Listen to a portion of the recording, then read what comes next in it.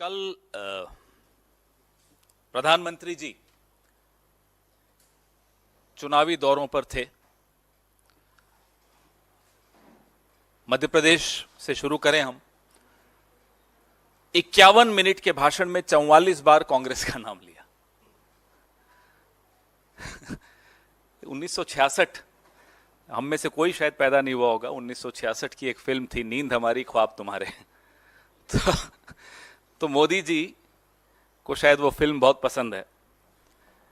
जिस राज्य में 19 साल से उनकी सरकार हो, वहां जब चुनाव प्रचार करने जाते हैं 51 मिनट में 44 बार कांग्रेस का नाम लेते हैं।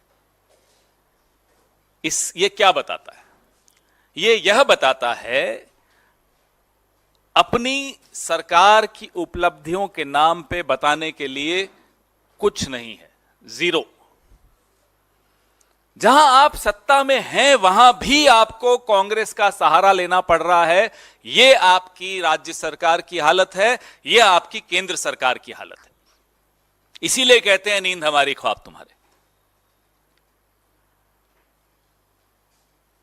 अब तो हिमाचल हो या कर्नाटका हो, जहां जहां पांव पड़े मोदी जी के, वहां कांग्रेस को बड़ा लाभ हुआ। इसलिए हम उनको अपना स्टार प्रचारक मानते हैं। स्टार प्रचारक कहना इसलिए अच्छा नहीं लगता कि झूठ बहुत बोलते हैं। थोड़ा सच बोलना शुरू कर दें तो हमारे वो सबसे अच्छे स्टार प्रचारक होंगे नरेंद्र मोदी जी। मध्य प्रदेश गए, वहां कहते हैं कि साहब कांग्रेस महिला विरोधी है, कांग्रेस महिला बिल का विरोध करती है। अरे साहब, कुछ तो सोच के बोलो। महिला बिल की शुरुआत किसके वक्त हुई थी? 1989 में, जब महिला बिल स्वर्गीय श्री राजीव गांधी जब प्रधानमंत्री थे, जब संसद में आया, लोकसभा में पारित हुआ, राज्यसभा में नहीं पारित हो पाया। क्यों नहीं हो पाया? वो 7 लोग कौन थे जिन्होंने महिला बिल के विरोध में वोट दिया? मैं गिनाता हूं। Number 1 Atal Bihari Vajpayee ji, number 2 Lal Krishna Advani ji, number 3 Ram Jethmalani जी, नंबर 4 जसवंत सिंह जी। आप देखिए, अभी मैंने आपको 4 नाम गिनाए, चारों कौन सी पार्टी के? आपकी पार्टी ने उस वक्त 1989 में, 89 होता है, 1989 में जब यह बिल पास हो सकता था, तब आपकी पार्टी के नेताओं ने, आपकी पार्टी के सांसदों ने राज्यसभा में यह बिल गिराया। आ जाइए अब आप 2014 में, 10 साल हो गए होने आए हैं। आपका पूर्ण बहुमत था, आपको पूरा सहयोग विपक्ष से था इस बिल पर। क्यों नहीं लाए? 10 साल आपने गंवा दिए। और अब जब आप लाए हो, तब भी आप 2034, कोई कहता है 2039, 10 साल मिनिमम लगेंगे आपको इस बिल को कानून बनाने में। यह आपकी नीयत है। और उसके बाद आपकी हिम्मत देखो कि मध्य प्रदेश में खड़े होकर आप कहते हो कि कांग्रेस इसके खिलाफ है। यह आपकी हिमाकत है, यह आपकी हिम्मत है। यह आपको कैसे आती है हमें नहीं समझ में आता। तो असलियत आपको मैं एक एक बिंदुवार कर सकता हूं, लेकिन अब इसलिए आवश्यकता नहीं है क्योंकि देश, जैसे होता है ना कि सत्यवादी हरिश्चंद्र, कि अगर हरिश्चंद्र ने बोला तो सच है, उसका ठीक ऑपोजिट नरेंद्र मोदी ने बोला तो झूठ है। एक सर्टिफिकेट है, सर्टिफाइड लायर अगर कोई है तो माफ कीजिएगा, इस देश का प्रधानमंत्री है। आंख बंद करके बिना गूगल रिसर्च किए आपको मालूम पड़ जाएगा कि अगर देश के प्रधानमंत्री ने बोला है तो वो झूठ है। ऐसी छवि इस देश के प्रधानमंत्री की कभी नहीं थी, किसी प्रधानमंत्री की नहीं थी, ना होने चाहिए, ना होगी। The only prime minister who, I am sorry, has made himself a certified liar. If and when he opens his mouth, he only speaks lies. I've told you about the women's bill in Hindi. In 1989, when Mr. Rajiv Gandhi was the prime minister, the women's bill could have become a law. How did it not become a law? Because in the Rajya Sabha, it fell short of 7 votes.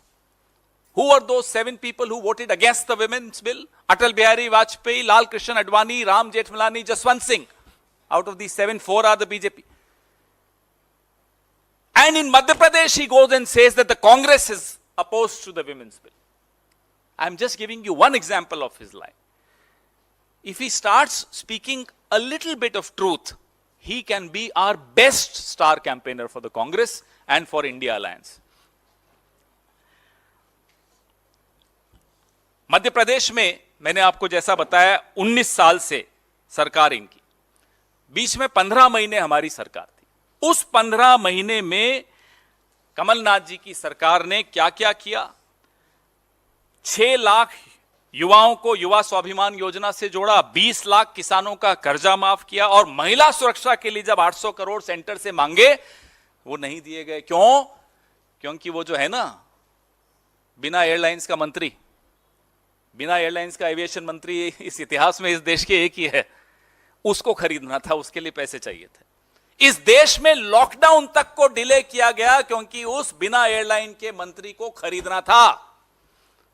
यह आपकी सरकार की, यह आपकी party की, यह आपकी मानसिकता की हकीकत है। और महिला बिल पे आप बोलते हो, जब आप बचपन में शाखा शाखा खेलते थे ना, तो कांग्रेस ने देश को एक महिला प्रधानमंत्री दी थी जो पाकिस्तान से लड़कर बांग्लादेश को आजाद करा रही थी।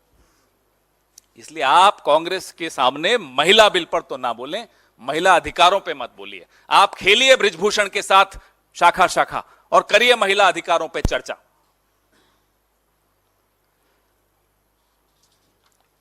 आप कहते हैं कांग्रेस को गरीबों की चिंता नहीं है। जिस नरेगा ने 23 करोड़ गरीबों को गरीबी रेखा से ऊपर लाया, उस नरेगा का बजट आपने काट दिया। उस नरेगा को आप पानी पी पी कर कोसते हो। फिर आप कहते हो कि कांग्रेस को गरीबों की चिंता नहीं है। आपने ना केवल उन 23 करोड़ लोगों को फिर से गरीबी रेखा के नीचे धकेला, 14 करोड़ और नीचे साथ में भेज दिया। तो आप जब भाषण, या तो आपका जो भाषण लिखता है उसको बदल दीजिए या अपनी शैली बदल दीजिए। आप अब बदलें ना बदलें, सरकार आपकी अब बदलने वाली है। राहुल गांधी ने एक चुनौती आपके सामने दी। करिकुलम में कास्ट रिजर्वेशन की बात हो रही है। आपकी असलियत उस दिन समझ में आ गई जब संसद में एक्ट्रेसेस थी, राष्ट्रपति नहीं थी। यह मानसिकता बताता है आपकी। क्यों नहीं थी राष्ट्रपति? क्योंकि वो आदिवासी हैं।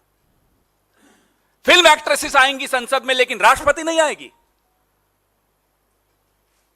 तभी राहुल गांधी कहते हैं कि आप जातिवादी हो, आप दलितों के खिलाफ हो, आदिवासियों के खिलाफ हो, अल्पसंख्यकों के खिलाफ हो, महिलाओं के खिलाफ हो। किस मुंह से आप वोट मांगने जाते हैं? किस मुंह से आप बातें करते हैं इतनी बड़ी बड़ी? बृजभूषण को निकाल नहीं पाए, बात महिला अधिकारों की करते हैं। राजस्थान गए साहब कल। राजस्थान में अशोक गहलोत सरकार पर बरस पड़े। खुद भूल जाते हैं कि कुछ साल पहले खुद सर्टिफिकेट दे रहे थे कि कोविड में सबसे अच्छा काम किया राजस्थान सरकार ने। भूल गए, उम्र हो गई है, भूल जाते हैं। हमारे घर में भी बुजुर्ग हैं, भूल जाते हैं। कोई बात नहीं, उसमें हम ज्यादा नहीं बोलेंगे। और 2014 से पहले के भाषण तो खुद भी भूलना चाहते होंगे वो अपने। अब की बार मोदी सरकार वाले जो नारे थे, अब ये तो चाहते होंगे बोलने। लोग कहते हैं ना कि मेमोरी बढ़ाने की दवाई लेनी है। साहब हमारे दवाई लेते हैं कि भूलने, कैसे भूलना शुरू करूं। डॉलर 75 पार अब की बार मोदी सरकार, बहुत हुआ महिलाओं पर वार अब की बार मोदी। अब ये तो भूलना ही पड़ेगा इन्हें। याद आ गया तो नींद कैसे आएगी? और जब नींद नहीं आएगी तो हमारे ख्वाब कैसे देखोगे? कहते हैं कल राजस्थान में कि गहलोत साहब ने कुछ काम नहीं किया 5 साल में। 5 साल में 250 कॉलेज, बता दें ये इनकी किसी सरकार ने खोले हो तो बता दें। एक उदाहरण दे दें कि साहब हमारी इस फला राज्य सरकार ने 250 कॉलेज से ज्यादा खोल दिए।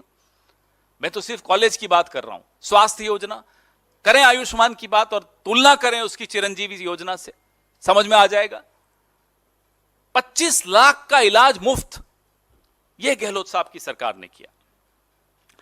फिस्कल डेफिसिट जो राजस्थान का 9.25% था आज से 5 साल पहले, आज 3% पे आ गया। यह गहलोत साहब ने हासिल किया, यह कांग्रेस सरकार ने हासिल किया। भ्रष्टाचार की बात कर रहे हैं राजस्थान में जाकर। जिस अजीत पवार को ये चक्की पीसने का वादा करवाते थे कि जेल में बैठकर वो चक्की पीसेगा, आज वो इनके साथ बैठ के बजट बनाता है। ये भ्रष्टाचार की बात करेंगे। आधुनिकीकरण, डिजिटल पेमेंट, कल इन्होंने लंबी लंबी बातें फेंकी कि कांग्रेस ने डिजिटल पेमेंट्स में कुछ नहीं किया। यूपीआई को देश में लाने के लिए आपको नोटबंदी की क्यों जरूरत पड़ी? घर में चूहे आ जाते हैं तो क्या घर को आग लगा देते हो? भाई चूहे मारने की दवाई लाओगे, पिंजरा लाओगे, अलग अलग नुस्खे आजमाओगे, घर को आग लगाते हुए कभी सुना आपने कि चूहे आ गए घर में इसलिए मैंने घर को आग लगा दी? यह हुआ डिजिटल पेमेंट लाने के लिए नोटबंदी कर दी। बताइए कोई क्या बोले इस व्यक्ति को? अब हमें नहीं मालूम कि पूरी शाखा ऐसे ही लोग उत्पन्न करती है या ये एक अपवाद है, हमें नहीं मालूम। हम तो कभी शाखा गए नहीं, न जाएंगे। लेकिन कुछ तो है शाखा में जहां ऐसे नमूने आते हैं। घर में चूहे आ गए, आग लगा दो। कमाल है साहब। संसद की नई बिल्डिंग है, उसका एक तरह से उद्घाटन है, राष्ट्रपति को मत बुलाओ, एक्ट्रेसेस बुला दो। बताओ ये कौन इनको सलाह देता है? कहां से इनके दिमाग में ये बातें आती हैं? मनमोहन सिंह जी की सरकार, आज उनका जन्मदिन भी है मनमोहन सिंह जी का, भगवान उनको लंबी आयु दे, स्वस्थ रखे और उनका मार्गदर्शन हम सबको मिलता रहे।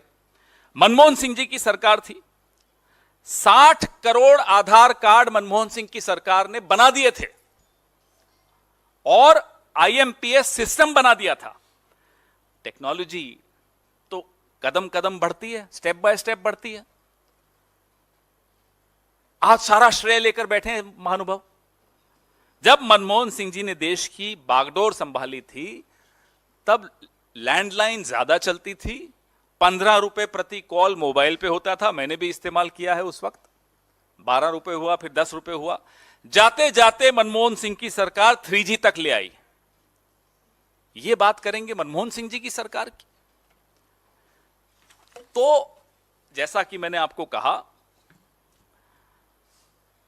कि अब सरकारी खर्चे पर जो नरेंद्र मोदी जी अब चुनावी अभियान पे निकले हैं, वैसे तो हमेशा ही चुनावी अभियान पे ही रहते हैं, फिर कहते हैं कि मैं साहब छुट्टी नहीं लेता। तो आप करते क्या हो तो छुट्टी लेनी पड़ेगी आपको?